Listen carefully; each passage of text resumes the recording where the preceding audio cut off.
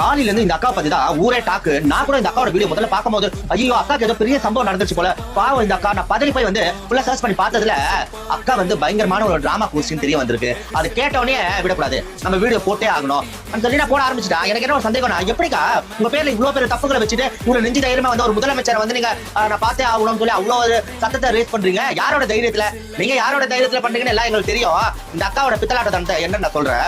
இந்த அக்கா முதலமைச்சர் ஆபீஸ்க்கு வந்து என்ன சொன்னாங்க, என் புருஷனை வந்து காணா போயிட்டாரு, எங்க போனாருன்னே தெரியல, யாரோ அவரை கடத்தி போயிட்டாங்க, என்ன பண்ணாங்கன்னு தெரியல, புருஷனை காப்பாத்திட்டாங்க, வீடு தேடி வந்து என் ஜாயின் எல்லாம் கிழிச்சு துணி எல்லாம் கிழிச்சு என்ன வந்து அப்படி பண்ணாங்க, பெண்ணுக்கு வந்து பாதுகாப்பே இல்லாத ஆட்சி தான் வந்து இப்ப நடக்குதா, அப்படி இப்படி எல்லாம் வந்து கத்துனாப்ல.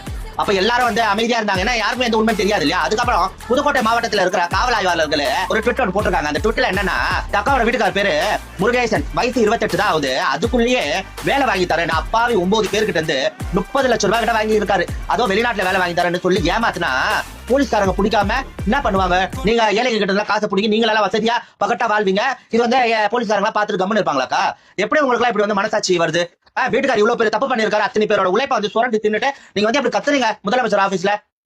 நீங்க யாரோட தைரியத்துல இதெல்லாம் பண்ணீங்கன்னு நல்லா தெரியும். அது சிறப்பான சம்பவம். புதுக்கோட்டை மாவட்டத்தில் இருக்கிற காவல் ஆய்வாளர்கள் வந்து இதை ட்விட் போட்டாங்க இல்லையா, அவங்களே அது கீழே வந்து ஐடிவிங்க அட்டாக் பண்ணி விட்டுருக்காங்க. இந்த அசிங்கம் தேவையா?